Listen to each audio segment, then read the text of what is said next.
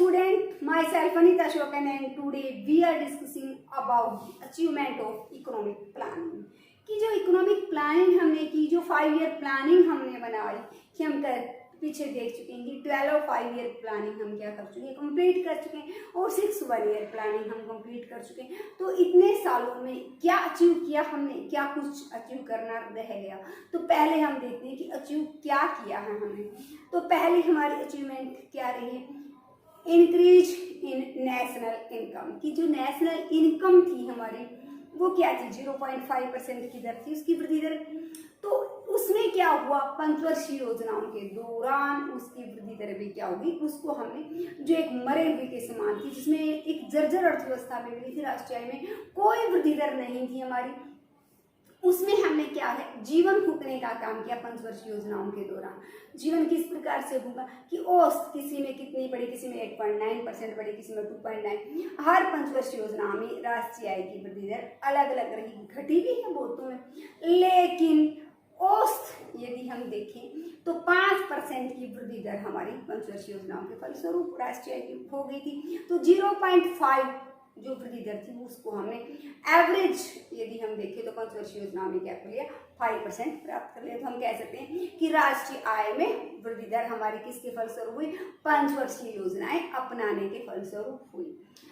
फिर हमारी increase in per capita income की प्रति व्यक्ति आय, तो क्या थी उसमें शून्य थी, लेकिन राष्ट्रीय आय के को किससे बात कर देते हैं, जनसंख्या से बात कर देते, तो हमारी क्या जाती, पर कैपिटा इनकम आ जाती। तो उस समय जो हमारी पर कैपिटा इनकम थी वो शून्य थी, लेकिन जैसे जैसे हमने पंचवर्षीय योजनाओं को अपनाया तो हमने क्या किया, पंचवर्षीय योजनाओं के दौरान पर कैपिटा इनकम को भी इंक्रीज करने में कामयाबी प्राप्त किया।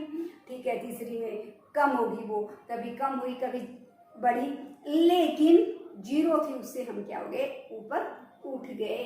एक अपने आप चलने वाली अर्थव्यवस्था हमने उसको बना दिया इस प्रकार से। फिर हमारा अगला जो पॉइंट है, increase in the rate of capital formation. तो कैपिटल फॉर्मेशन पूंजी निर्माण की दर में वृद्धि। पूंजी निर्माण क्या होता है हमारा, देखिए 2 तत्वों पर निर्भर करता है, सेविंग एंड इन्वेस्टमेंट। तो पंचवर्षीय योजनाओं के दौरान हमारी सेविंग भी बढ़ी, इन्वेस्टमेंट भी बढ़ा। सेविंग और इन्वेस्टमेंट बढ़ेंगे तो हमारा क्या होगा, कैपिटल फॉर्मेशन होगा। तो पंचवर्षीय योजनाओं के दौरान हमारा क्या हुआ, पूंजी निर्माण की दर में वृद्धि हुई। फिर है हमारा डेवलपमेंट ऑफ इंडस्ट्रीज, कि जब हम आजाद हुए तो हमारे पास कोई भी इंडस्ट्री नहीं थी, भारी भरकम उद्योग तो थे ही नहीं।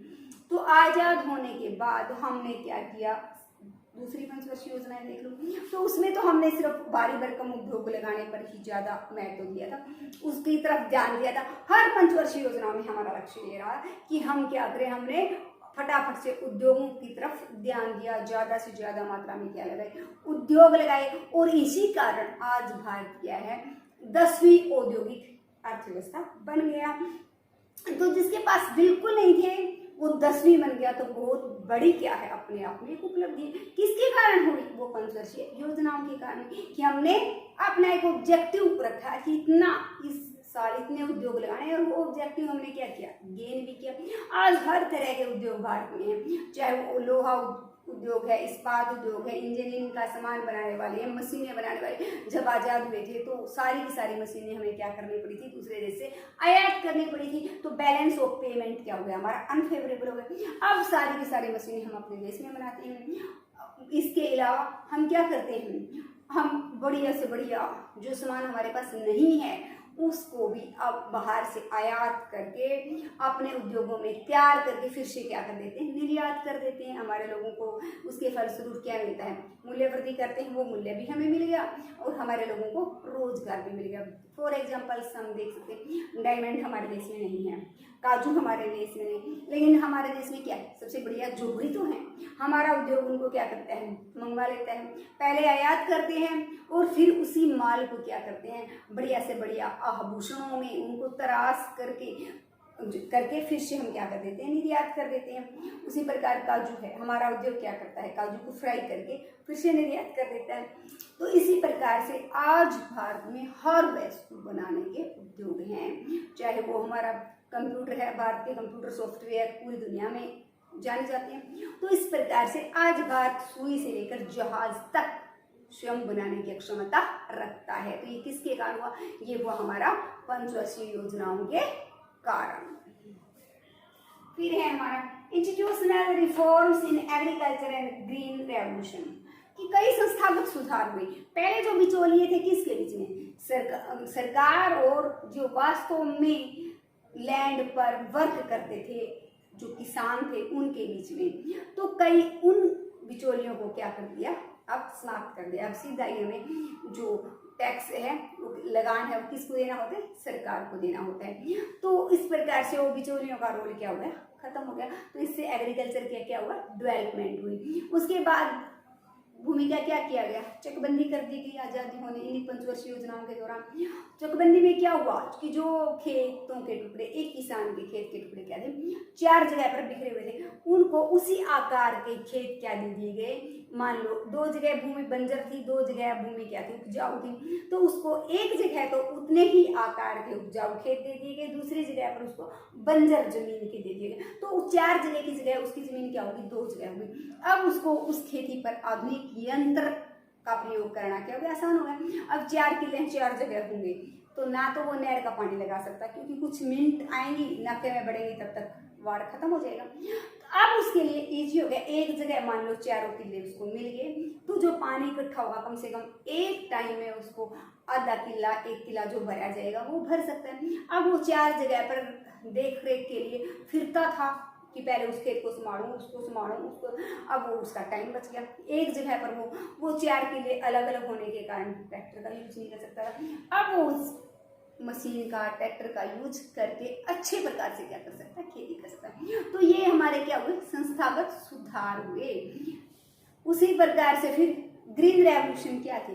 1967 और 1968 में कृषि के उत्पादन में इतनी भारी भरकम बढ़ोतरी हुई कि इसको हम क्या, इसका नाम दिया हमने क्रांति के समान थी। वो एक अलग 3 गुना उपज हमारी क्या होगी? बढ़ गई। इसके कारण हम क्या हो गए? पहले देखो कहाँ हम विदेशों से वस्तुओं का क्या करते थे? जो खाद्यान्न थे आयात करते थे। अब हमारे पास इतना बच गया कि हम आत्मनिर्भर हो गए। इसके साथ साथ हम क्या करने लगे? निर्यात। और आज तो हम बहुत सारा जो एग्रीकल्चर प्रोडक्ट है वो भी विदेशों में क्या करते हैं? निर्यात करते हैं। आज फिर है हमारा डेवलपमेंट ऑफ इकोनॉमिक इंफ्रास्ट्रक्चर।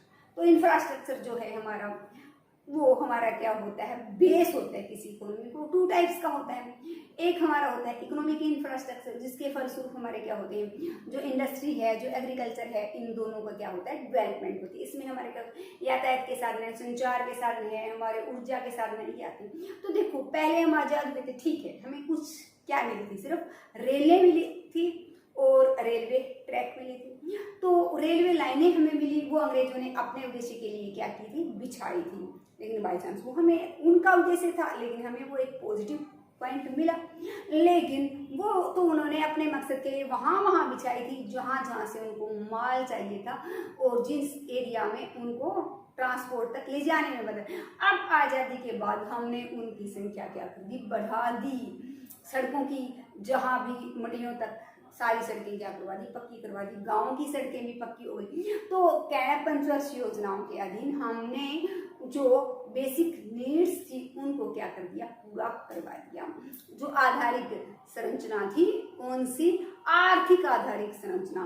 बिजली है, हमारी ऊर्जा के साधन में बिजली है, पेट्रोल है, कोयला है, तो इनका भी काफी विकास किया हमने।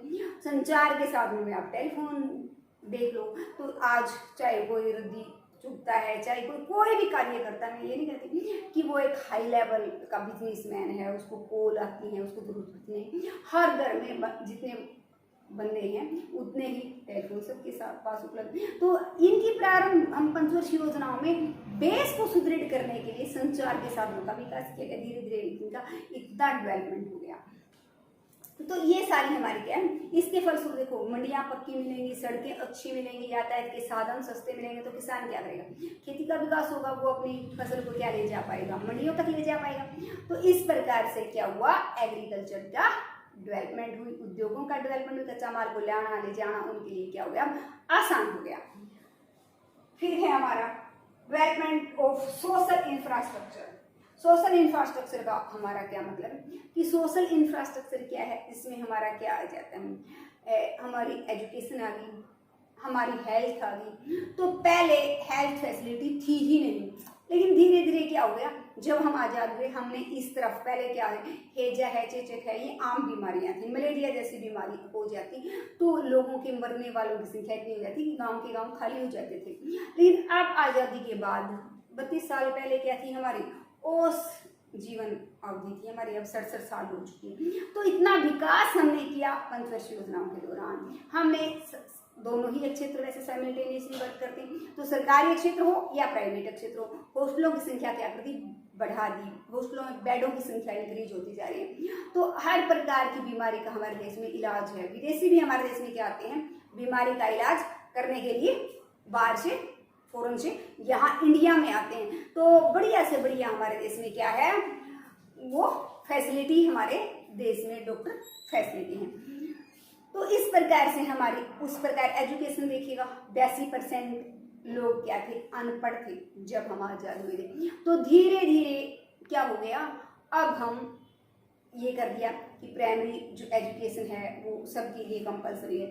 अब विलिंगली लोग अपने आप हर फील्ड में आगे आने लगे, बेस्ट कंप्यूटर जो इंजीनियर हैं, बेस्ट डॉक्टर हैं, बेस्ट इकोनॉमिस्ट हैं। नेक्स्ट है हमारा सेल्फ सफिशिएंसी। सेल्फ सफिशिएंसी में क्या है कि पहले हम दूसरों पर आत्मनिर्भर थे, किसके लिए, फूड ग्रेन्स के लिए, मशीनरी के लिए और आर्थिक सहायता के लिए, कि पैसे के लिए भी हैं हम देंगे। लेकिन आज हम क्या हो गए, फूड ग्रेन्स में भी, मशीनरी में भी, बहुत सारी चीज़ों में क्या हो गए, आत्मनिर्भर हो गए, और आर्थिक सहायता पहले की तुलना में हमारी क्या हो गई है, कम हो गई। फिर हमारा मॉडर्नाइजेशन की पंचवर्षीय योजनाओं के फलस्वरूप ही हम क्या हो गए, आज सभी फील्ड में आधुनिकीकरण हो गया।